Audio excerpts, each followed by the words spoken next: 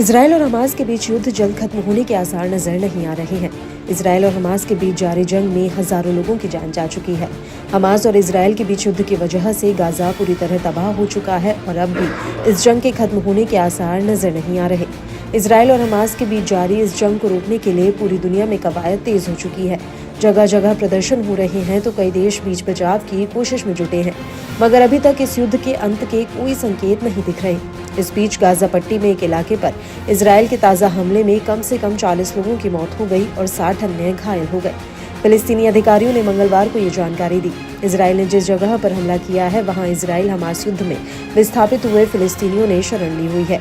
फिलिस्तीनी समाचार agency WAFA ने अपनी रिपोर्ट में चिकित्सा अधिकारियों के हवाले से हमले में मारे गए लोगों की संख्या बताई।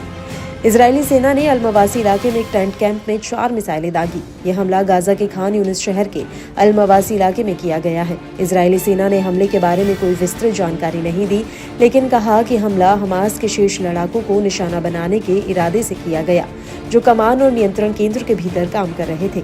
हमास ने खबरों में एक बयान में इस बात से इनकार किया। हालांकि इजरायल लंबे समय से हमास के लड़ाकों पर नागरिक आबादी वाले इलाकों में छिपे होने का इल्जाम लगाता रहा है। इस हमले का वीडियो भी सोशल मीडिया पर वायरल हो रहा है। सोशल मीडिया पर देखे जा रहे वीडियो में हमले की जगह पर गहरे गड्ढे दिखाई दे रहे हैं। इसके आसपास बिखरे हुए खंडरों में फटे हुए टेंट, एक साइकिल और अन्य मलबे हैं। साइट पर कम से कम एक गड्ढा 10 मीटर जितना गहरा लग रहा था। इजरायली सेना ने कहा कि उसने नागरिक हताहतों को सीमित करने के लिए सटीक गोला बारूद, हवाई निगरानी और अतिरिक्त साधनों का इस्तेमाल किया। इजरायली सेना ने कहा है कि उन्होंने खान यूनिस में हमास के कमांड सेंटर को निशाना बनाया था। इजरायली सेना का कहना है कि अंदर हमास के आतंकवादी काम कर रहे थे जिन पर हमला किया गया है। हालांकि हमास ने इस बात से साफ इनकार कर दिया। हमास ने कहा कि हमने कई बार इनकार किया है कि उसके कोई भी सदस्य नागरिकों के बीच में मौजूद नहीं है, न ही इनका सैन्य उद्देश्यों से इस्तेमाल कर रहे हैं।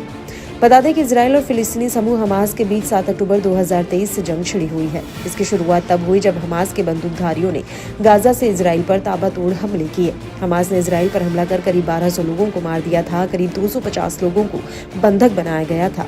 हमले के बाद इजरायल ने भी हमास के खिलाफ जंग का ऐलान किया था। गाजा पर इजरायली हमले में अब तक 40,900 से अधिक फिलिस्तीनी लोगों की मौत हो चुकी है।